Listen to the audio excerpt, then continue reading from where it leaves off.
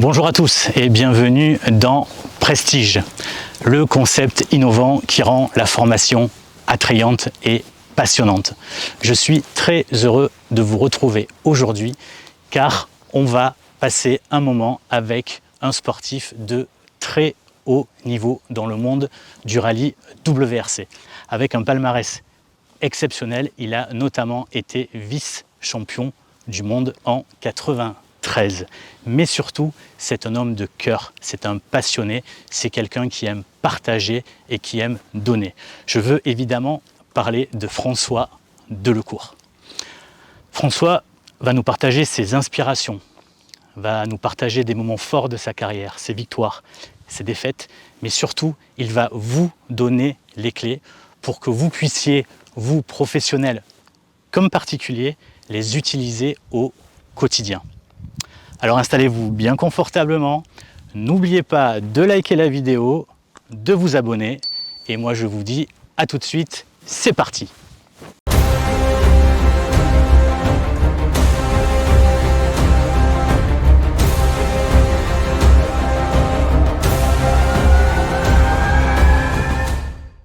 François, bonjour. Bonjour. Merci de me recevoir. Je suis très heureux. Tout naturel. Merci beaucoup, je suis très heureux de passer un moment avec toi parce que on sait qui tu es, on sait ce que tu as fait et j'ai plein de questions qui me viennent. J'ai préparé un reportage énorme pour qu'on puisse échanger ensemble. Est-ce que déjà en quelques mots tu pourrais rapidement te présenter, même si beaucoup te connaissent, pour qu'on puisse savoir plus qui tu es? Donc François Delecourt, pilote de rallye depuis l'âge de 18 ans. J'ai démarré vraiment très tôt avec une Auto Bianchi, 26 ans, 27 ans professionnel chez Peugeot. Puis ma carrière après, je suis allé chez Ford, Peugeot à nouveau, Ford, Mitsubishi, vice-champion du monde 93, champion du monde RGT avec une Porsche il n'y a pas très longtemps, je crois, 2016 ou 2017 je crois. Enfin, c'était un rêve de rouler en Porsche. Et beaucoup de rallye forcément champion du monde et encore aujourd'hui en activité. Alors plus de la même manière, plus de manière aussi professionnelle, mais malgré tout, je suis encore piqué par le virus. On va en parler tout à l'heure, ça c'est intéressant ce que tu dis, piqué par le virus. Donc tu dis aujourd'hui tu conduis un petit peu moins, ou toi tu as moins de courses dans l'année, c'est ça? Oh, j'ai des opportunités. Là, je viens de gagner un rallye en Sicile dernièrement avec une WRC2.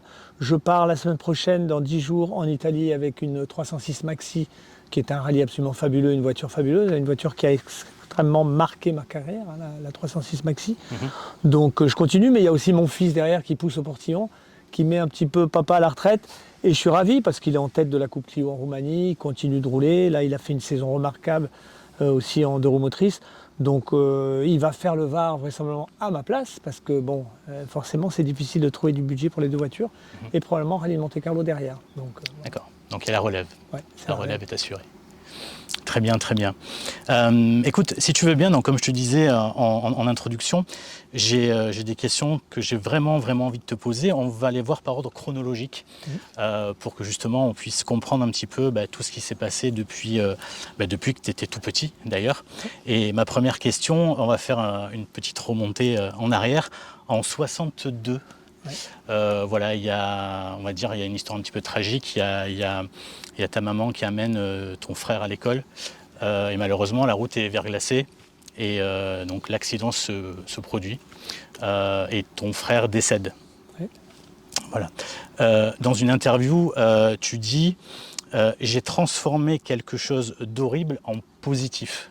Oui, bien sûr, parce qu'en fait cet accident je l'ai vécu. J'étais dans le ventre de maman, donc j'ai vécu une vitro. Et j'ai le sentiment vraiment d'avoir vécu, alors ça paraît fou ce que je vais dire, mais même le bruit de la tôle froissée, je ressens quelque chose. Alors c'est assez viscéral, c'est assez enfoui, c'est assez ancré. Mais pourquoi j'en ai ressorti quelque chose de positif avec le temps? Parce que j'ai senti que maman au volant était en détresse. Donc elle avait besoin de quelque chose. Et rapidement, très tôt, j'ai eu cette passion pour l'automobile, le sport automobile. Et c'était très paradoxal parce que ça n'était pas ancré dans ma famille du tout. Du tout. D'accord. Et moi, j'avais cette passion de la vitesse, mais pas simplement de la vitesse, de la maîtrise de la vitesse. Parce que je sentais maman qui conduisait très mal et qui était à chaque fois en détresse, et d'autant plus encore après, suite à l'accident. Donc très tôt, j'ai essayé de comprendre la glisse, comprendre une voiture qui dérape, comprendre l'appel contre appel, comprendre le freinage. Je faisais des croquis à la maison, je faisais des dessins pour comprendre les transferts de masse, la force centrifuge et ainsi de suite. Donc le pilotage m'a intéressé beaucoup plus que l'automobile en général, les voitures. Et je pense que c'était lié directement à cet accident que j'ai forcément vécu. Indirectement, je l'ai vécu cet accident. Je suis né avec mes premières dents qui sont sorties gâtées, noires, par l'hématome à mon avis du volant sur le ventre de maman, qui était enceinte de moi. Donc ça a été assez effroyable. J'ai senti cette détresse à la maison et je voulais combattre ça. Je voulais combattre ces ondes négatives, tous négatifs. Je vois encore une valise de mon frère qui était encore dans la maison. Je voulais l'éliminer, cette valise. Il fallait jeter, fallait passer à autre chose.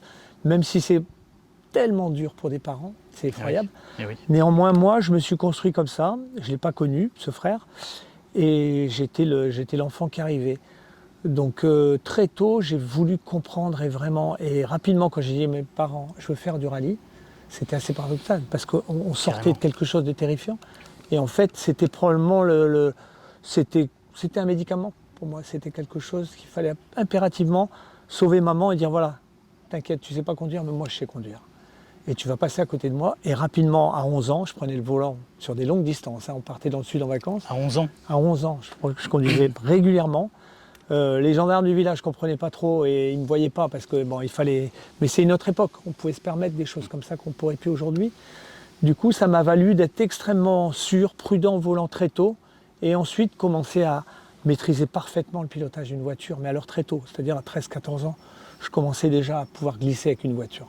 D'accord. Je prenais la voiture la nuit, bien entendu, je poussais la porte du garage pendant 1 heure.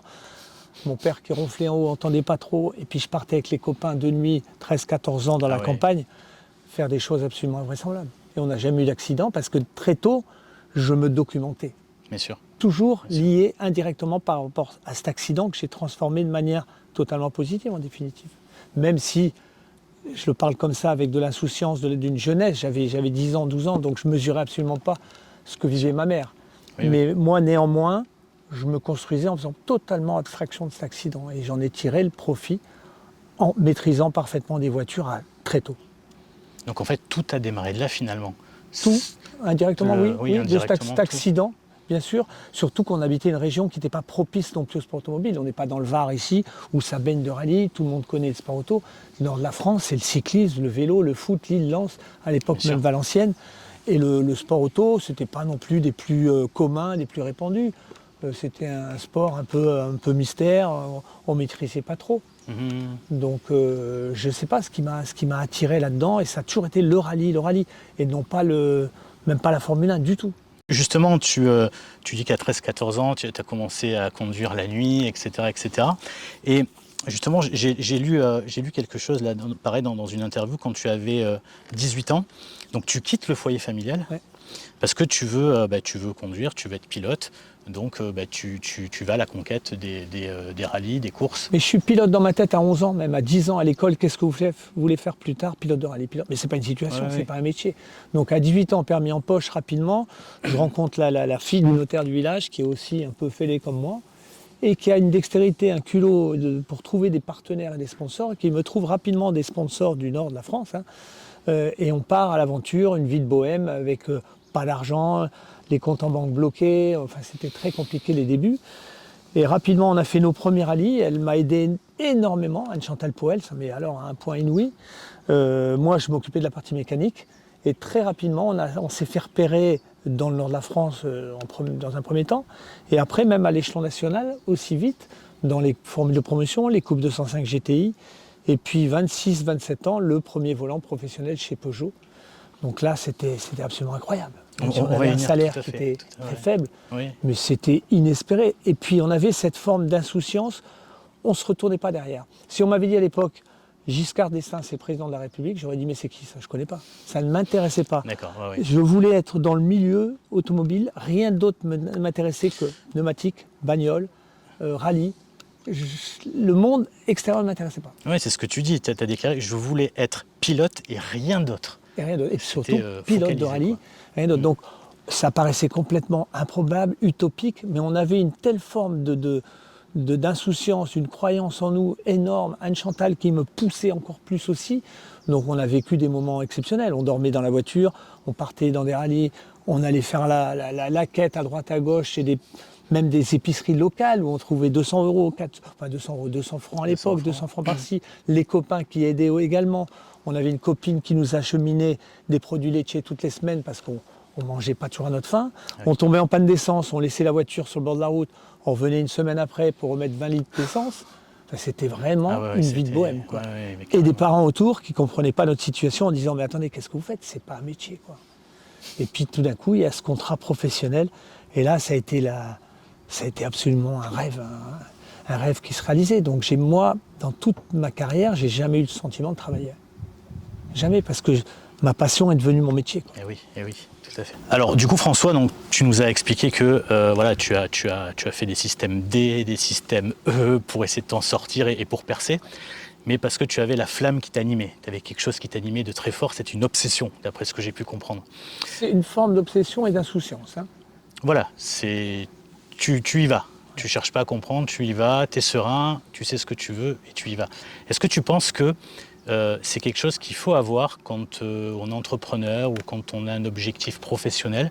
Est-ce que cette forme d'obsession, en tout cas cette forme d'objectif qui brûle en toi, est-ce que c'est quelque chose qu'il faut avoir, même hors champ sportif?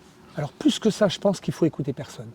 Parce qu'on n'aura que des écueils et des obstacles autour de soi. Toujours des gens pour vous dire « Ah non, ça ne marche pas, ah non, tu ne peux pas le faire ». Combien on a eu d'obstacles, Anne-Chantal et moi à l'époque, de gens nous disant « Mais c'est impossible, vous n'y arriverez pas, il faut des moyens, il faut ci, il faut ça ». On n'écoutait personne. On avait notre voix, notre direction, notre flamme, mais une flamme inouïe. C'est-à-dire que... Et puis ce qui est surtout aussi primordial, c'est capter l'attention. Donc on avait autour de nous, on avait fédéré un groupe de jeunes, d'amis, mais qui croyaient dur comme fer en nous. Il y avait les détracteurs, mais il y avait surtout un groupe d'amis qui nous suivaient et qui croyaient énormément en moi. Donc, et ça, c'est quelque chose qu'on attise, qu'on fabrique, qu'on construit. Ça ne vient pas comme ça. Et c'est un état d'esprit, c'est une façon de vivre au quotidien, c'est une forme un mélange, un cocktail de dynamisme, faut être fort, faut croire en soi. Il faut aussi une pointe un petit peu, pas de prétention mais d'orgueil, quand même. Aussi une pointe d'égoïsme. Et la mayonnaise, elle prend. Donc c'est tous ces petits ingrédients qui font que vous... Et puis l'insouciance. Alors là, l'insouciance, on était complètement tarés. Mais quand je vous dis tarés, on reconnaissait à tombeau ouvert, on allait très vite, non pas pour rouler très vite, mais pour vraiment connaître les parcours. Donc on prenait des risques tout le temps, à 200 à l'heure tout le temps. Pas de répit, on roulait la nuit. Quand il y avait du brouillard, on roulait encore plus, justement pour aller très vite dans le brouillard. Anne-Chantal, elle comptait les poteaux télégraphiques. D'ailleurs, ça nous a valu une sortie de route mémorable au Portugal, où on a dû se tromper, décaler d'un poteau, mais on était à 180 dans des lignes droites, dans le brouillard total avec 15 mètres de visibilité. Et à un moment donné, il y a une petite erreur, on a plongé dans un ravin. Bon. Mais voilà notre vie, quoi. Ça a été fait d'embûches aussi, mais des moments fabuleux. Tout à l'heure, quand tu m'expliquais ça, tu as dit ton premier volant chez Peugeot. C'était en 87, ouais. Tu me dis si je me trompe. Donc premier volant chez Peugeot avec un salaire. Ouais. Voilà. Mais apparemment, cette aventure n'a duré qu'une saison. Ben c'est le cas encore aujourd'hui. C'est-à-dire que les constructeurs ont tendance à prendre un pilote une année, il essaye, et puis à la fin de l'année, on passe au suivant. Hein. C'est un petit peu du business, du turnover. C'est pas toujours très clean. Alors parfois, on a la chance d'eux. Mais moi, ce qui m'a permis surtout d'être professionnel, c'est pas Peugeot à l'époque, puisqu'on a été viré à la fin de l'année. Là, c'est très dur. Il y a un sponsor qui est venu, c'est ça? C'est un sponsor qui est venu. Et donc, on tombe un petit peu par terre, mais on se relève très vite. Et on s'est relevé très vite avec le concours et le biais d'un sponsor. Et encore une fois, ce fameux sponsor, je dirais pas sponsor, mécène. Parce que c'était vraiment du mécénat à l'époque, tellement il a investi beaucoup d'argent sur nous. C'est quelque chose qu'aussi, encore une fois, c'est pas par hasard. C'est pas par hasard. On fédère, on capte, et cette personne nous a regardé, il s'est dit, je crois en eux. Il y a quelque chose qui se passe, je crois en eux. Donc il a misé sur nous, il nous a remis en jambe à travers une BMW à l'époque qui était l'arme absolue, hein. C'était une voiture absolument incroyable. Et on a rebondi. C'est ça, la M3. On a rebondi en 3 rallyes où je me suis fait remarquer à nouveau, 3e ici au Rallye du Var en tant qu'amateur, le 3e au Rallye d'Antibes en championnat d'Europe, en tête aux Cévennes. Et là, à la fin de ces 3 rallyes, vous avez Peugeot qui vient nous rechercher avec un véritable salaire cette fois-ci, un véritable contrat de pilote d'usine, quoi. Ah. Donc ça, c'était encore une fois une nouvelle aventure, un nouveau rêve. Mais ce mécène, on lui doit tout, c'était le Père Noël un petit peu. mais on l'a cherché quelque part. La chance, elle n'arrive pas seule, il faut la provoquer. Tout à fait. Oui, c'est tout ce que tu as fait les années précédentes qui ont fait que. Il n'y a pas de à un moment hasard. donné. Il n'y a pas de hasard, il n'y a pas de chance. C'était une forme de, je ne veux pas dire de vengeance, mais une forme de fierté de dire ils m'ont lâché mais ils m'ont repris. Pour toi, c'est une forme de fierté quand même de dire j'ai montré ce que je valais. Ben, on a mis notre amertume de côté, bien entendu. On était obligés, on a mis l'amertume de côté parce que là, on avait le jouet qui se dessinait devant nous et la passion, elle est tellement plus forte. Donc c'était remarquable, c'était absolument génial. J'avais même d'autres propositions cette année-là. Mais Peugeot, ça restait Peugeot. C'est un petit peu comme Ferrari en Formule 1, Peugeot. Hein. C'est vraiment une équipe incroyable. Donc, ouais, on a mis tout ça de côté. Il y avait de la rancœur, il y a eu un petit peu de rancœur. Mais dans ma vie, dans ma carrière en général, la rancœur, elle n'a pas tellement de place. Ça ne sert à rien, je me retourne pas derrière. C'est contre-productif. J'ai cette faculté de jamais regarder derrière. Tout à fait, tout à fait. Mais encore une fois, c'est ce que tu as fait avant, cette résilience que tu avais qui a fait que tu en es... Ouais, ça a payé, la preuve, ça a payé. Ça a payé. Mais surtout, j'ai cette faculté, j'insiste vraiment là-dessus, c'est que j'évite en permanence, d'ailleurs je ne regarde pas en arrière, mon palmarès, mes résultats, machin, ça. Je suis déjà devant. Donc là, c'est le rallye légende dans 10 jours. Je me transpose déjà demain.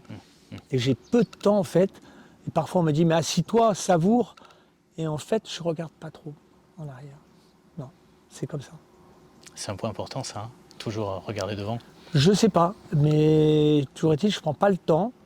Et puis, le passé, c'est le passé. J'avance. Il y a des gens qui reculent. Beaucoup, il y a des gens qui reculent. Pour moi, des gens qui se mettent en travers de votre route et qui vous disent non, il ne faut pas faire ci, il ne faut pas faire ça. Ce n'est pas des gens qui avancent, ce n'est pas des gens positifs. Il faut vivre à fond, chaque seconde, chaque jour. Et quand je me réveille tous les jours, moi, le ciel, il est légèrement grisé aujourd'hui, mais moi, je le vois bleu azur tout le temps. Donc, je ne sais pas ce que c'est une panne de morale, une baisse de régime.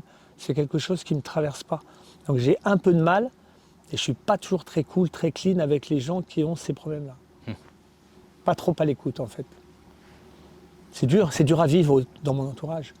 Oui, oui, j'imagine. Mais... Alors, c'est peut-être une fuite parce que je n'arrête pas. Je suis un permanent mouvement de projets, d'envie, de vélo, d'aller aux champignons, des choses aussi simples que ça.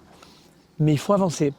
Et je ne sais pas trop ce que c'est qu'une chaise longue, me dire tiens, regarde.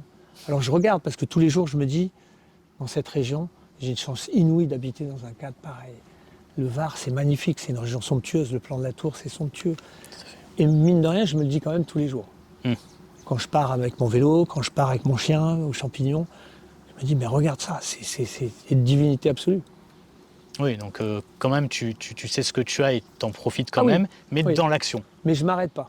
Donc là, on était en 87 avec le premier volant chez Peugeot. On va faire un petit bond en avant en 91. Tu participes au mythique rallye de Monte-Carlo, où tu mènes pratiquement toute la course. Donc en théorie, c'est toi qui gagnes. Malheureusement, il y a un problème technique. Et tu finis second à 13 secondes du vainqueur. Comment ça se passe à ce moment-là dans ta tête quand tu arrives? Comment ça se passe psychologiquement? Qu'est-ce que tu te dis? Alors ce résultat, cette course, en fait, oui, j'étais en tête largement dans le dernier chrono qui était le mythique col du Turini. Et d'où cette vidéo, enfin les télévisions où on me voit, j'ai pas tapé parce que je voulais me justifier. J'avais peur que les gens pensent que j'avais fait une sortie de route. Ce qui n'était pas le cas du tout. Hein. C'était le bras arrière qui avait rompu. Donc une défaillance réellement mécanique. Et c'est Carlos Sainz qui fête le champagne. Je verrai toujours sur le podium à Monaco. J'étais le vainqueur moral. Mais néanmoins, j'ai pris un coup de massue. Je pense avoir vieilli dans la nuit, avoir pris même des cheveux gris en une nuit. Tellement c'était difficile pour nous à avaler avec Anne Chantal. On s'est retrouvés seuls au monde. Beaucoup de gens derrière étaient tristes aussi pour nous parce qu'ils l'avaient vécu en direct sur RMC toute la nuit. Et comment on se relève de ça? C'est dur parce que gagner Monte-Carlo, c'était mon rêve d'enfant et qui se brisait tout d'un coup. Donc j'ai échoué. Pourtant, je l'avais rêvé très fort. Même les nuits d'avant, je me voyais vainqueur. Je savais où j'en étais. Le rallye était long. Et je me dis, je pense qu'on va gagner. Et puis, il y a eu cet écueil au dernier moment. Et on a pris un sacré coup dans la gueule, franchement. J'ai pris un sacré coup, mais ça n'a pas duré parce que je crois que 3 semaines après, on avait le Portugal, ou 4 semaines après, et il fallait être d'aplomb, Et rapidement, j'efface ce genre de choses. Je garde pas, même si ça m'a hanté pas mal, parce que les gens encore aujourd'hui, parfois, m'arrêtent dans la rue en me disant « Oh, on se souvient de votre Monte-Carlo 91, on se souvient de Monte-Carlo ». Ça a été quelque chose de marquant dans ma carrière, mais je fais abstraction. J'essaye de... Alors comment tu t'y prends, enfin, comment ça s'est passé pour que tu puisses passer à autre chose, enfin à autre chose, entre guillemets Monte-Carlo, c'est probablement dans la carrière d'un pilote, il y a 3 courses au monde importantes. Il y a Le Mans, Indianapolis et Monte-Carlo. Donc bien entendu, quand vous gagnez ce rallye de Monte-Carlo, c'est presque un titre de champion du monde. C'est énorme, c'est le rallye qui m'a fait rêver enfant. J'allais sur les routes en stop, j'ai vu les meilleurs pilotes du monde passer avant moi. J'étais à me geler dans la glace en haut du Turini, dans des tas spéciales à droite à gauche. Bref, et forcément, quand ça s'évanouit au dernier moment et qu'on se voit gagnant, il ne restait plus que 10 bornes à faire et la roue s'affaisse, c'est compliqué. Mais je m'en suis relevé très vite quand même, très très vite. Sur le coup, on peut pas s'empêcher de pleurer. Hein. Tous les deux, on était dans l'auto dans un état quand même pitoyable. Mais ça n'a pas duré très longtemps. C'est parce que tu avais un objectif après, c'est bon, pour on ça avait que cette foi, cette foi, je ne sais pas comment expliquer, c'est une force intérieure qui nous empêche de se lamenter parce que, après tout, il y a d'autres facteurs, il y a d'autres choses dans la vie. Quand je dis d'autres choses, pas forcément autre chose que sport auto, parce qu'on avait que le sport auto, mais on se transposait déjà dans le rallye d'après. Dans le rallye d'après, voilà, avec toujours cette force et cette insouciance. Donc tant pis. Après tout, on savait ce qu'on avait fait, on connaissait notre force, notre valeur, et on était les vainqueurs moraux de l'épreuve. Donc ça ne changeait pas grand-chose en soi. Après, les honneurs, les machins, c'est pas tout ce qui m'a attiré le plus dans ma carrière. La confiance était encore là, et voilà. Donc franchement, c'est ça qui est important. Si on avait fait une sortie de route, ça aurait été plus compliqué à mon sens, parce que là, c'est bon, voilà, c'est bien fait pour toi, c'est ton erreur, alors que là, c'était pas le cas. Oui, c'est ça. On va passer en 94. Ouais. 94, donc tu es en pleine ascension de ta carrière et tu as un terrible accident hors des pistes. Ton pied gauche est arraché. Tu es encore dans la voiture parce que tu attends les secours évidemment. Et donc tu as des passants qui sont là, qui viennent, etc.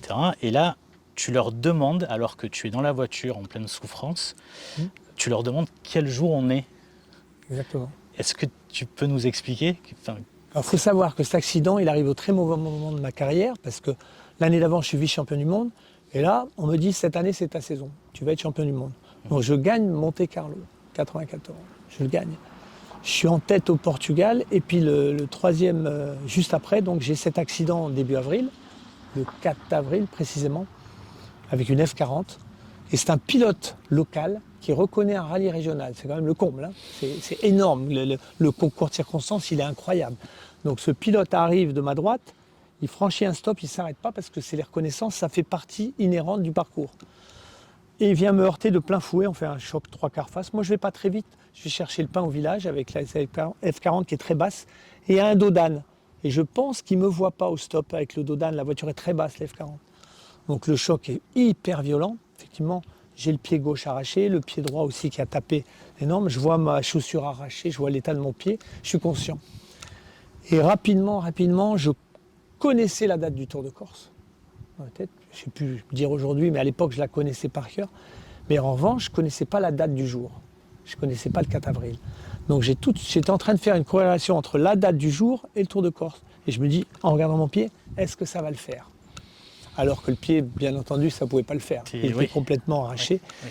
Et donc, je me suis dit, tiens, après coup, pas sur le moment, j'étais déjà dans une phase de rééducation, quelque part. Une phase de dire, il va falloir te battre. Il ne faut pas te lamenter, c'est pas grave. Ton pied est arraché. Or, je risquais quand même l'amputation. Je suis passé très près de l'amputation. J'ai été sauvé par un toubib qui passait un week-end, mais normalement, un stagiaire aurait coupé le pied. Et le toubib avait oublié ses pieds, d'ailleurs c'est devenu un ami aujourd'hui, il s'appelle Olivier Canen et je le remercie encore là, et qui m'a réellement sauvé mes pieds en faisant un travail remarquable. Et donc tout de suite, j'étais dans cette phase de me dire, oh, il va falloir se battre, surtout ne te plains pas, il y a pire que toi. Donc même dans la coquille transportée en hélicoptère, j'étais debout, conscient, enfin debout. La tête, on me disait non, allongez-vous, je regardais mon pied, très rapidement à l'hôpital, j'ai commencé à faire des mouvements. Je faisais de la visualisation la nuit en me disant, tiens, il y a des millions d'hommes qui sont en train de réparer les canaux, les ponts, les fossés. Et ça tapait la nuit parce que je risquais une nécrose de l'os, une nécrose de la peau, parce qu'on avait tiré sur les peaux pour remettre tout ça en place. Et en fait, j'ai rien eu. Le professeur Saillant, que j'avais consulté, il m'a dit, attendez, vous n'allez pas remarcher d'aussitôt. 4 mois après, je faisais les 1000 lacs, je terminais 4e au scratch. 4 mois après? Ouais. Alors, en souffrant, en marchant très mal. J'avais les journalistes qui m'épiaient, qui me regardaient en me disant « Oh là, il est pas bien » et tout. J'ai essayé de ne pas boiter, mais je boitais. Et je faisais un rallye complètement fou, qui est les 1000 lacs, probablement le rallye le plus difficile au monde, où je terminais 4e avec mes pieds en snot. C'est-à-dire sur les jumps, les jumps incroyables des 1000 lacs, à chaque, quand ça rebondissait sur la route, j'avais mal. J'avais encore plein de métal, enfin j'ai encore du métal aujourd'hui, mais j'avais les pieds encore extrêmement sensibles et il manquait surtout de souplesse. Et c'était les 2 pieds. Donc je me suis jamais retourné là non plus et j'ai gagné un temps fou sur la rééducation. Mais un temps fou par de la visualisation positive, par des pensées positives en permanence, par un travail de forcené avec un kiné sur place, un ami d'enfance qui m'a aidé, qui m'a porté, qui m'a poussé. Et on a franchi des obstacles énormes, de temps de récup inouïs. Par le mental, par la volonté, par la force, et encore une fois aussi par le fait de surtout pas se plaindre. Se plaindre et pas entendre t'as mal où, j'ai mal là, j'ai mal là. Non. Quand on me disait ça va, ouais, non, c'est bon, je te rassure, ça va. Je souffrais en silence, comme de manière normale. Mais tout s'est bien passé, très vite. Et je crois à fond à cette visualisation.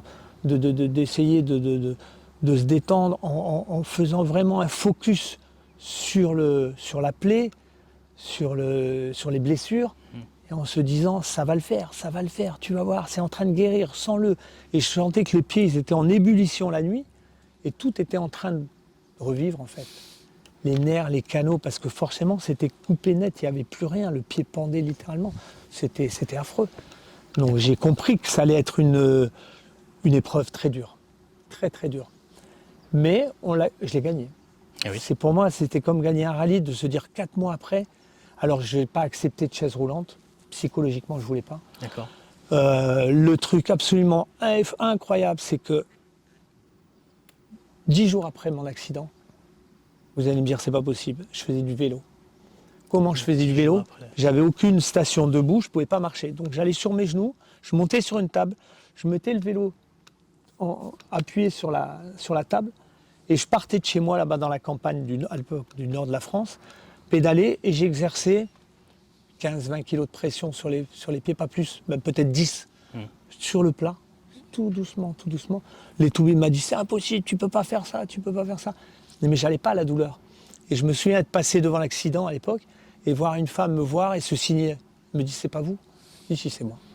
C'est moi. Et je pédalais en mettant peut-être, je sais pas, 8 kilos, 10 kilos de pression sur les pieds pour pas abîmer le travail du chirurgien et les vis. Et du coup, ça a payé parce que ça a donné un afflux de sang permanent et j'ai gagné énormément en termes de circulation sanguine, de réparation, mais un temps fou. Et j'en suis certain, une dizaine de jours après, j'étais sur le vélo. Je faisais pas 100 bornes. Oui. J'allais faire 10, 15 mais km. t'avais repris. Voilà. Et quand je m'arrêtais, je faisais pareil. Je me mettais contre un mur ou la table. Et puis après, je descendais doucement sur les genoux pour pas appuyer les pieds. J'avais pas le droit forcément de s'asseoir. Bien sûr. Voilà, donc ça, c'est des choses qui sont tout à fait faisables. C'est simplement pas se retourner, pas se lamenter et essayer d'avancer, quoi. Oui, parce qu'à plusieurs reprises, tu as parlé de visualisation. Ah, c'est énorme. C'est énorme, j'y crois. Alors, on va me passer utopique. Fallait nettoyer. J'imaginais des millions d'hommes dans mes pieds en train de tout réparer avec des pioches. Alors, ça tapait la nuit, ils tapaient, ils construisaient. Et le fait de faire ça, c'est une méthode qui est longue, hein. Il faut se mettre dans un état, essayer de s'endormir doucement, faire descendre le rythme cardiaque. Et là, on regarde, on va au profond de soi. Il faut être seul, totalement seul avec soi-même. Et essayer de faire cette espèce de chose avec les yeux fermés et d'y croire et de voir des choses. Et au bout d'un moment, on voit ce qui se passe. Et réellement, les nerfs reprennent. On sent de toute façon, parfois des secousses, des choses incroyables dans les pieds qui étaient vraiment abîmés. C'était gravement abîmé. Gravement abîmé. Et ça a payé parce qu'il y avait 2 craintes, une nécrose de l'os, une nécrose de la peau. Il n'y a rien eu. Il n'y a rien eu. Alors, attention, ça ne peut pas marcher s'il n'y a pas hygiène non plus à côté. Donc il y avait aussi hygiène de vie, pas d'alcool, pas de cigarette, bien entendu. Ça, faut pas rêver. Il y a un certain nombre de facteurs à réunir. Hein. Tout à fait. Et donc cette visualisation, est-ce que tu l'as aussi utilisée pendant la préparation de tes courses ou des choses comme ça, ou c'était vraiment... Moins. Moins. C'est quelque chose que j'utilise dans des moments vraiment cruciaux, des moments importants, notamment d'accidents comme ça. Après, dans la course, je suis un petit peu dans le je me pose pas trop de questions. C'est-à-dire qu'aujourd'hui, on est dans une ère où les gens ont besoin d'un préparateur mental, ont besoin d'une diététique, ont besoin... Moi, j'ai plus ce côté un peu naturel, où j'ai envie de dire, je me prépare parce que j'ai mon hygiène de vie qui est là, j'ai ma condition physique, j'ai le sport qui est important. Mais pour moi, je me prépare plutôt dans le défoulement. C'est-à-dire qu'avant un rallye ou avant des courses, j'ai besoin de cette adrénaline liée au sport. Je ne parle pas de l'auto là, liée au sport. Et par exemple dans le vélo, je l'ai cette adrénaline qui me détend énormément. Donc je suis capable la veille d'un rallye d'aller faire 50 bornes ou 100 bornes pour justement arriver détendu, avoir une tête vide, un mental vraiment bien et surtout s'aérer. Donc je ne suis pas tellement moi partisan des préparateurs mentaux, quoi d'autre, diététique, enfin tous ces trucs qu'ils font aujourd'hui. Et je pense, et je parle à sa place parce que je l'admire beaucoup et c'est quelqu'un qui m'épate tout le temps. Un pilote comme Sébastien Loeb par exemple, je pense ne pas me tromper parce que je le connais un peu, n'a pas du tout affaire à ça. D'accord. C'est quelqu'un aussi comme moi, assez naturel et qui se pose pas 1000 questions. Et en fait, je me pose pas 1000 questions parce que je prépare la chose. J'arrive, non pas sur un terrain que je ne connais pas, à chaque fois j'essaye de réunir le maximum de choses et de préparer ma course, le rallye ou autre, de la meilleure des manières. Avec du sommeil, avec de la préparation physique, d'être en forme, bien manger, mais pas non plus de manière draconienne, c'est-à-dire quoi. Oui. Ça ne veut pas dire je ne vais pas manger ça parce que c'est pas... Non, je veux vivre aussi. Tout à fait. Et je sais profiter, indépendamment du fait que je ne vais pas boire d'alcool. Mais je sais profiter et j'aime bien le côté gastronomie comme alimentation saine. Voilà, tu te fais plaisir aussi. Tu te fais plaisir aussi. Voilà. François, si tu veux bien, on va parler de ce petit bijou qui est là depuis tout à l'heure là avec nous. Qu'est-ce que tu peux un petit peu nous dire de ce véhicule? Alors pareil, ça fait partie de mes rêves d'enfant. Je m'étais dit un jour, parce que je l'avais... Bon, je ne l'ai pas vu rouler, j'étais trop jeune. Par contre, j'allais au Mans à l'époque, je resquillais, on avait une pince coupante, on passait sur le rire, je n'avais pas d'argent. J'étais même allé sur les Unogières voir les voitures passer à 350, c'était complètement dingue. Et cette voiture, pourquoi? Voilà, pour moi, ça symbolise parfaitement les 24 heures du Mans. C'est pas ma tasse de thé le Mans pour autant, parce que c'est le rallye. Mais néanmoins, voir les Porsche 917 se battre contre Jackie X, qui avait gagné d'ailleurs cette année-là, et c'est cette voiture-là que je voulais refaire. Donc elle est homologuée FIA. C'est une voiture qui peut courir, qui est éligible, conduite à droite, hein, c'est un peu particulier. Mais je trouve qu'il n'y a pas plus beau qu'une GT40, peut-être une Porsche 917. Mais c'est mythique, c'est complètement fou. Et rouler avec, même sur des routes ici, c'est remarquable. Ouais. C'est incroyable, même si ce n'est pas adapté. C'est une voiture fabuleuse, une voiture qu'on ne fait plus, qui est anachronique aussi, complètement. Parce que quand on la voit, on n'en voit pas déjà, on n'en voit pas des GT40 rouler. Et j'ai eu le plaisir, j'ai eu la chance l'année dernière de rouler au Mans avec, sur les Unogières, le Grand Le Mans, où j'ai pris 300, 310 avec elle. Et c'est quelque chose. C'était chargé d'émotion de se dire, je passe sur le Mans où les plus grands pilotes de circuit du monde sont passés. Donc sur les mêmes traces avec cette voiture, c'était remarquable. D'accord. Voilà. C'est une de tes voitures préférées finalement? Ouais, au niveau image. Alors image, que je suis pilote de rallye, hein, mais je trouve que cette voiture, elle parle, elle a une gueule, on a l'impression de lui parler. En même temps, il y a un corps de femme avec des hanches incroyables derrière. On n'en fait plus, je pense que c'est dans la lignée peut-être de 250 GTO et j'irai avec également la Porsche 917. Mais c'est remarquable. Donc elle va rester ici, c'est bien. On va passer en 2000. En 2000 sur un plateau TV où tu es invité face à ton ancien patron de Peugeot. Ce dernier dit de toi en direct, c'est un grand pilote qui ne peut maîtriser sa langue. Tu lui réponds avec franchise, mais calmement. Alors déjà, qu'est-ce que tu lui réponds dans un premier temps? Et dans un deuxième temps, donc c'est une forme, je pense, de maîtrise de soi. Ouais. Est-ce que tu penses que c'est une qualité aujourd'hui qui est importante, la maîtrise de soi, pour pouvoir avancer sur le plan sportif ou hors champ sportif? Je pense que j'ai souvent été assez intègre et parfois j'ai même dépassé les limites parce que je ne supporte pas l'injustice comme beaucoup de gens. Néanmoins, sur ce débat, j'avais gagné le débat. J'ai gagné le débat parce que j'avais en face de moi un grand orateur, un grand chef d'entreprise, mais il avait négligé un aspect, c'est que moi aussi déjà je manie la langue française, j'ai pas trop de problèmes, et j'ai été très serein sur ce débat en fait. J'ai pris sur moi, j'étais très calme, très posé, et il ne m'attendait pas du tout sur ce combat-là. Ah. Il pensait justement que j'allais déraper, et c'est là qu'il s'est trompé. Et en fait, j'ai remarqué derrière, parce que bon, j'avais aussi les gens de TF1 avec moi, qui étaient forcément mes aficionados quelque part. Mais c'est lui qui a claqué la porte derrière en disant « c'est honteux, je suis partenaire de l'émission, François Delecourt s'est mal comporté ». Et en fait, j'avais été très, très correct dans le reportage, dans l'émission. Et il ne m'attendait pas du tout sur ce terrain-là. Donc oui, je sais, au moment opportun, faire preuve justement de force, de sérénité et d'arriver justement à prendre sur soi. Et là, je l'ai prouvé, je l'ai montré. Et même dans ma carrière, je l'ai montré à plusieurs reprises. Même s'il y a eu des dérapages, mais on a besoin aussi de dérapages. On ne peut pas être lisse tout le temps. Moi, j'ai besoin de temps de dérapages. J'en ai eu des dérapages. On ne peut pas être lisse. Le plus bel exemple, c'est Verstappen dernièrement. J'applaudis des deux mains. J'applaudis des deux mains. Il a cette force. Il ne faut pas toujours abaisser le caquet. On est dans une société aujourd'hui qui devient tellement lisse. On a peur de tout. Il ne faut pas avoir peur.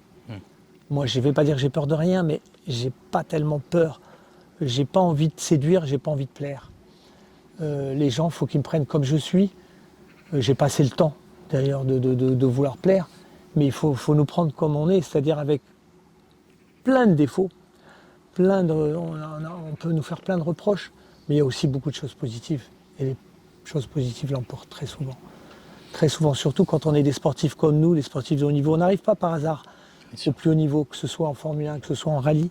C'est qu'on a réuni énormément de qualités et qu'on a mis au service de notre sport. Donc, ça se travaille, tu crois ça? Ou ça se crée?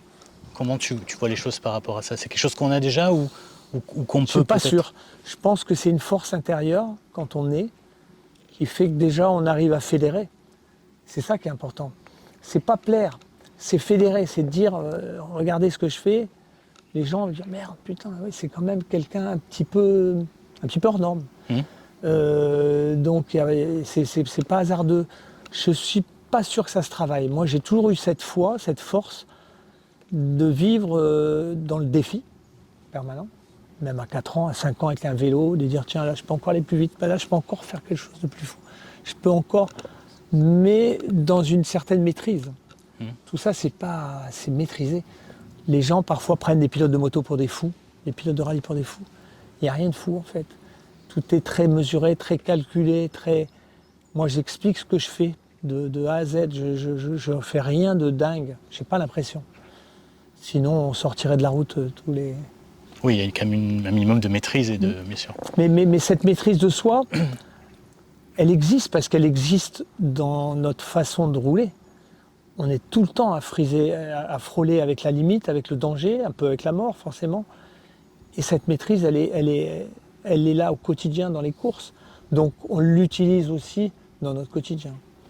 Aujourd'hui, moi je suis quelqu'un qui aime spécialement, je ne suis pas un bagarreur déjà à la base, je dis bien bagarreur au sens propre. Donc j'ai toujours réussi dans ma vie à fuir cette espèce d'agressivité, de bagarre qui apporte rien en définitive. Et ça, encore une fois, c'est de la maîtrise aussi. Tout à fait. C'est une forme de maîtrise qui fait qu'il faut parfois adopter le profil bas ou ou sortir d'autres outils aussi. Se dire, il y a d'autres moyens, d'autres manières. Quand on a 15-16 ans, on a envie de casser la figure à tout le monde. Mais avec le temps, on s'aperçoit qu'en fait, il n'y a rien de positif là-dedans. Et c'est ce que j'essaie parfois d'inculquer aux enfants qui se rebellent parce qu'on est dans une société de plus en plus brute et agressive. Et il faut en tirer parti. Donc là aussi, il y a de la maîtrise. Maîtrise sur la route en permanence. Moi, j'ai pas de conflit sur la route. Pourtant, je roule très souvent vite. Donc je suis confronté à des justiciers. Mais je ne les calcule pas. Peu importe. Ça, c'est encore une fois de la maîtrise. Oui, de toute façon, on a une dose de maîtrise incroyable. Qui qu'on soit en rallye, ça demande énormément de dextérité et de maîtrise de soi en permanence. De faire une analyse des plus rapides en un dixième de seconde. De dire qu'est-ce que je fais là? La pierre, elle est devant moi, je l'évite, je passe à côté. Tout ça, c'est du calcul, c'est de la maîtrise. Ouais. Il en faut une dose énorme. Avec aussi, je pense que le sport, il aide énormément. Moi, le sport m'a aidé, m'aide encore plus aujourd'hui parce que je travaille encore plus. Et il m'aide dans ma maîtrise, il m'aide dans mon calcul, il m'aide dans l'appréhension. Pas forcément du sport de haut niveau. Non. Le sport en général. Le sport en général. Et moi, au plus je vais loin dans le sport, au plus je m'aperçois qu'il m'apporte beaucoup de sérénité en course. En course, mais vraiment. Beaucoup de focus.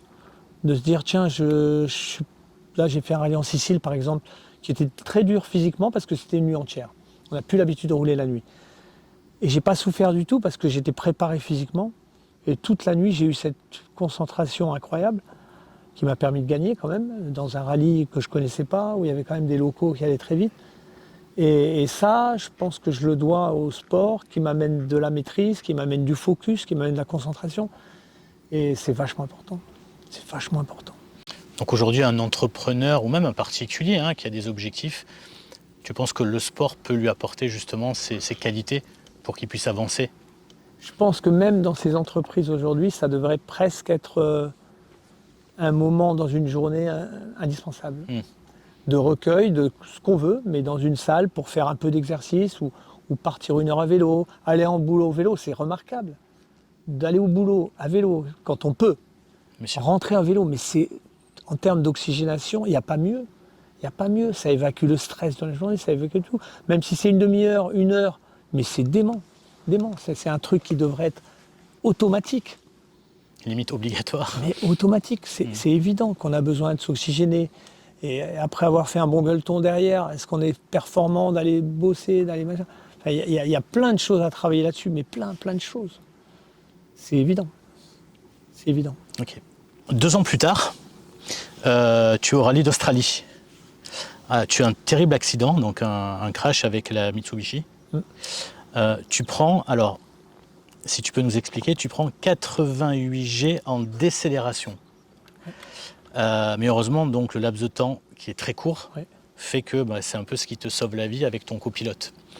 Alors déjà, est-ce que tu peux nous expliquer ce que veut dire 88 G en décélération? Et puis surtout, est-ce que tu n'as pas eu peur de reprendre le volant, entre guillemets, après ce choc, après cet accident? Alors je ne me suis pas posé la moindre question parce que 15 jours après, je participais au RAC Rally avec un autre coéquipier, forcément, qui était mon ouvreur, Doumé Savignoni, un Corse. Je ne me suis pas posé un moment la question. Pourquoi?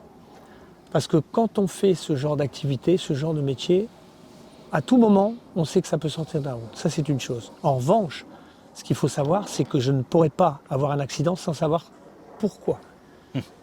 Et là, je savais pourquoi, précisément. J'ai fait une erreur, j'avais le soleil de face, j'ai pas vu une souche sur le côté gauche de la route, donc j'ai heurté la souche qui a complètement pété ma direction instantanément.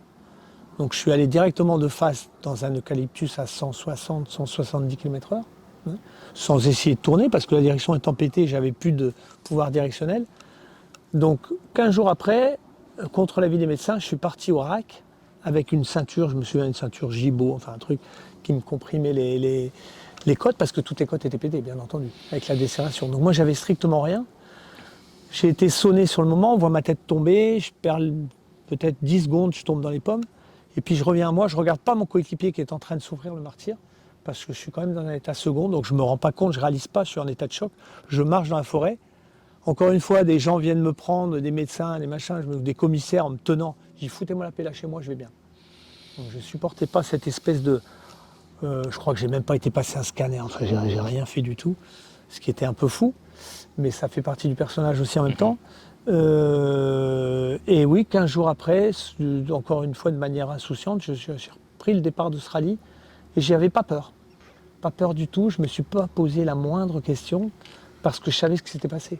J'avais eu cette analyse, encore une fois cette maîtrise de dire bon, écoute, voilà, il s'est passé ça, il n'y a rien de dramatique en soi, tu es vivant, ton coéquipier il récupère, il va récupérer, tu as fait une erreur, tu n'as pas vu, tu avais le soleil, tu avais des circonstances atténuantes, place au prochain. Et encore une fois, là, je ne me suis pas retourné non plus. Je ne me suis pas du tout retourné sur cet accident. Je le montre parfois à des gens pour qu'ils mesurent l'impact et le fait que, eh ben, on ressort d'une chose comme ça. Mais c'est même pas par voyeurisme ou autre, c'est présent dans mon organisme parce que forcément j'étais secoué. Mais encore une fois, je ne me retourne pas dessus. Et preuve en est, 15 jours après, c'était effacé dans un autre rallye en Angleterre. Oui, parce que donc tu as analysé la situation, tu as compris, du coup ça t'a pas gêné finalement. Et c'est réellement 15 jours après. Hein. Les rallyes s'enchaînaient, c'était la fin de saison. Contre l'avis des médecins, je suis parti. Je souffrais. J'avais très mal aux côtes, je ne savais pas respirer, comme tout le monde qui se casse des côtes, et là je les avais toutes pétées. Donc c'était très très dur pour retrouver de la respiration. D'accord. Et donc, ça représente quoi 88 G? C'est énorme, c'est 88 fois le poids du corps. Alors, en même temps, il y a deux aspects. C'est plus dangereux de prendre un saut dans le désert où vous prenez 6 G dans le sable. La décélération va être longue en timing, hein, ça peut chiffrer peut-être en dixièmes de seconde. Et il y a plus peut-être de danger d'arrachement d'organes. Là, comme vous l'avez dit tout à l'heure, ça a été très bref. Dans l'espace-temps, il est infime. En revanche, mon corps pesait 70 kg fois 88. Quoi. C'est ça. Et on se demande comment peut-on vivre à quelque chose d'aussi effroyable. Je crois que c'est le record en sport auto. Il y a eu Rassenberger à un moment donné aussi en F1 qui a pris un choc de la sorte. Mais il n'y a pas eu beaucoup plus, tellement c'est complètement dingue de se dire tiens, j'ai vécu. Donc ça aussi, c'est une forme de bonus. De dire je suis là, je continue de rouler, je fais mes rallyes, je suis en pleine forme, je fais mon vélo. Et on est passé par ça. Du coup, ça nous amène à la dernière question, celle qui m'intrigue le plus. Donc à un moment donné, tu fais une parenthèse dans ta carrière. Ouais. Donc de pilote professionnel, tu dis que tu étais déçu par différentes personnes et actions dans le monde fermé du rallye. Du coup, donc tu prends du recul, qu'est-ce que tu fais? Tu mets une parenthèse, qu'est-ce que tu fais? Alors moi, j'ai jamais laissé un temps de répit. C'est-à-dire que là, effectivement, à un moment donné, je me suis dit ma carrière, elle est pleine. Je vais un peu tourner la page. On avait une voiture qui n'était pas tellement compétitive chez Mitsubishi. Et je me suis dit, après tout, allez, j'approchais la cinquantaine, je vais un peu tourner la page. Je faisais déjà énormément de vélo. Et là, je me suis lancé de manière éperdue dans le vélo. Mais éperdue. Et en démarrant derrière des courses, hein, ça m'a passionné de plus en plus, évolué en gamme, vélo, plus d'entraînement, de plus en plus d'entraînement journalier. Et je me suis un peu éloigné du sport auto. Je voyais Loeb qui continuait de gagner ses saisons, qui était titré. Puis tout d'un coup, on m'appelait pour faire une course. Donc, je ne disais pas non. Donc, j'ai fait un peu de circuit, j'ai fait un peu de rallye, un peu de tout. J'ai touché à tout, mais plus de manière aussi plus professionnelle déjà. J'avais mis un terme. Plus de manière aussi assidue. Et ça a été une bonne chose. Ça a été une bonne chose pour reprendre petit à petit goût. Et au bout de quelques années, je me suis dit, mais après toute ta vie, c'est quoi? C'est piloter des bagnoles. Il n'y a que ça qui compte. Donc je me suis rebattu à nouveau, j'ai rebondi, je suis monté dans une Porsche, puis une autre Porsche, puis il y a eu la Roumanie derrière avec 3 titres de champion de Roumanie, il ne faut pas les oublier malgré tout parce que c'est jamais simple. Où là j'ai rebondi dans ce pays, simplement, j'ai repris goût de plus en plus à la bagnole. Puis après il y a eu la Porsche, le titre avec la Porsche, des rallyes de Monte-Carlo, toutes sortes de choses. Je n'ai pas arrêté. Et donc tu penses que ça t'a aidé justement de prendre du recul, de faire le une recul a pause été nécessaire, parfois c'est bon. Je pense qu'on peut faire la corrélation avec un chef d'entreprise de temps en temps. Il faut recentrer les débats quand on est dans le... J'étais pas du tout négatif à l'époque, mais j'étais un peu las. Dire tiens, ça fait longtemps que tu roules, il faut peut-être recharger les batteries. Et je m'en suis éloigné de ce sport qui était pourtant vital, qui était ma vie. Mais il y avait le vélo. Mhm. Par contre, il ne faut pas rester sans rien. Je pense que là, ça peut être dramatique. Il faut surtout être prêt de pouvoir arrêter. Parce que bon nombre de pilotes de rallye arrêtent, ou de tennisman ou footeux, qui se retrouvent à un moment donné dans une routine. Et ça peut très vite les amener à la déprime. Parce que c'est tellement chargé d'adrénaline ce qu'on vit, c'est tellement fort, Oui. c'est tellement riche. Oui. Quand on arrête d'un rallye, je vois avec mon fils en Roumanie, on rentre le lundi, et c'est le cartable, c'est l'école. Mais c'est un choc. Donc si on n'a rien d'autre à un moment donné et que ces moments restent trop longs, Trop long. c'est très dur. Là-bas, il y a une fresque dans ma maison qui dit, de la part de Steve McQueen, il dit « Tout ce qui est en dehors des courses ne m'intéresse pas ». Donc, entre les courses et l'autre course, he's just waiting. Ah. Ça symbolise parfaitement, ça veut dire qu'il se fait chier entre deux. Et nous, c'est le problème qu'on a. C'est qu'on vit tellement des pics d'adrénaline sur des courses qui sont mais intenses, insensés. Mais vraiment, on vit quelque chose d'exaltant. Je pense dans tous les sportifs de haut niveau. Oui. Et puis, quand ça s'arrête, on se dit « Merde, qu'est-ce qui se passe, quoi ?» On doit chercher une casserole, il faut faire à bouffer, il faut aller chercher le pain, c'est le quotidien, la réalité. Oui, tout à fait. Souvent certains parlent même de dépression post-carrière. On est déphasé, mais plein tombent dans bien évidemment. Et donc moi, j'ai pas laissé le temps à ça. Alors peut-être par peur, par fuite, mais j'ai surtout pas laissé l'emprise du temps, de farniente, machin, m'envahir. J'ai dit non, chut, on va aller pédaler. Dans les bois, la machin, le Var, les collines, mon environnement que j'adore. Tous les jours, je le vois, mais merveilleux. Donc ça aide énormément, c'est indispensable. Il faut savoir faire des breaks à un moment donné, dire tiens, j'ai fait le tour de mon truc, allez, il faut trouver une nouvelle motivation. Et cette motivation, mine de rien, ça a été long, parce que je l'ai retrouvée au bout de presque une dizaine d'années. Cette parenthèse-là ? Oui, parce que j'ai couru entre deux, bien sûr, mais pas de la même manière. Oui. C'est-à-dire que ça a été un break net où il fallait retrouver des aspirations. Et je les ai retrouvées à travers le vélo, à travers ma maison, la nature, les volcans. J'ai plein de passions. Je vais aller monter sur un volcan en pleine éruption. J'adore. Je retrouve la même adrénaline que sur les rallyes. J'ai été dernièrement sur l'Etna. Alors, quand j'ai fait le rallye de Sicile, je suis monté à 3002. Il y avait des fumerolles, il était en activité. Mais vous ne pouvez pas imaginer comment ça m'excite. Et donc, je vais au large, par exemple, voir les baleines, chercher des baleines en Méditerranée. On va me dire, il n'y a pas de baleines en Méditerranée. Il y a plein de baleines en Méditerranée.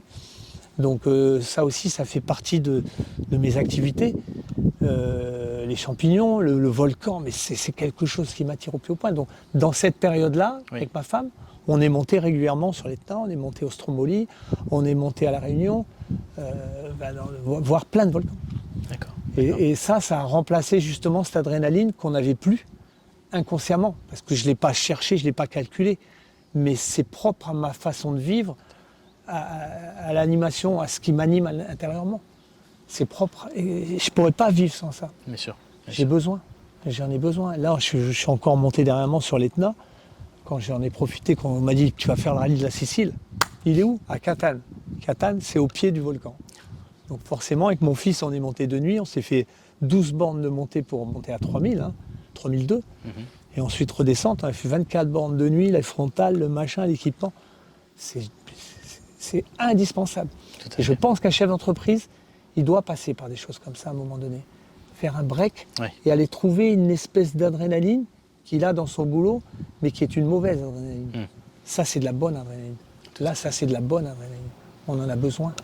Bien sûr. Donc, il y a eu un break long, très long, même, je dirais 10 ans pratiquement, où je regardais de loin. Il fallait vraiment m'appeler, dire tiens, on a une bagnole pour toi, est-ce que tu veux venir ? Allez, je viens. Mais je ne provoquais pas la chose. Aujourd'hui, je provoque les choses encore parce que j'ai repris le goût. Et oui. À 62 ans, j'ai jamais eu autant envie de rouler. En fait, ça t'a permis de recharger tes batteries. Là, j'ai une maxi dans 10 jours en Italie, mais je suis comme un enfant. Et je vais monter, c'est l'arbre de Noël qui va être devant moi. Je suis comme un enfant, je suis ravi de rouler. Donc c'est important d'un moment donné, faire la part des choses. Mais il faut surtout conserver une activité quelle qu'elle soit. Ouais. Sinon c'est la mort. C'est la mort du cheval. C'est important. Bah écoute François, merci beaucoup. C'était un plaisir. Moi Franchement, aussi. il y a eu Franchement. des informations très intéressantes. Merci d'avoir pris de ton temps. D'autant plus que c'était vraiment des questions pertinentes auxquelles je n'ai pas été souvent confronté. Merci beaucoup. À bientôt. Merci. Voilà les amis, on est arrivé au terme de cette émission. J'espère que ça vous a plu et que vous avez pris des notes. N'oubliez pas encore une fois de liker et de vous abonner. Et je vous retrouve pour de prochaines aventures. À bientôt!